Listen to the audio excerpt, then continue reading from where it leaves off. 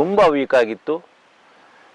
ಒಂದು ಕಾಲು 3 ಕಾಲಲ್ಲಿ ನಿಂತಿತ್ತು, ಒಂದು ಕಾಲು ಹಿಂಭಾಗನ ಒಂದು ಸ್ವಲ್ಪ ಎತ್ತಿ ಹಾಗೆ ಊರ್ಕೊಂಡು ನಿಂತಿತ್ತು.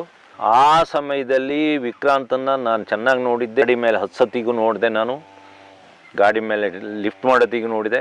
ಅದರ ಮೈಯಲ್ಲಿ ಒಂದೇ ಒಂದು ಗಾಯ ಇರಲಿಲ್ಲ. ಕಾಲಿಗೆ ಗಾಯ ಆಗಿ ಆಗಿ ಇನ್ನೂ ಗ್ಯಾಂಗ್ರೀನ್ ಥರ ಆಗೋ ಚಾನ್ಸ್ ಇದೆ, ಒಳಗಡೆ ಕೊಳ್ತು ಹೋಗ್ಬೋದು. ವಿಕ್ರಾಂತ್ ಸುಮಾರು 2 ಕಿಲೋಮೀಟ್ರ್ ಓಡುತ್ತೆ. ಹಂಗಲ್ಲ ಭೀಮ ಈಗ ಮನುಷ್ಯರ ಕಂಡಲ್ಲಿ ಅಟ್ಯಾಕ್ ಮಾಡೋಕ್ಕೆ ನೋಡ್ತಾ ಉಂಟು.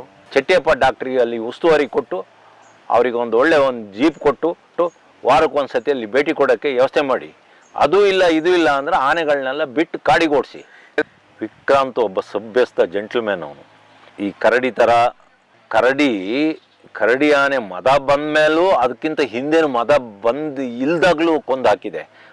ಮದ ಬಂದ ಆನೆ ದಡ್ಡನಾಗಿರುತ್ತೆ.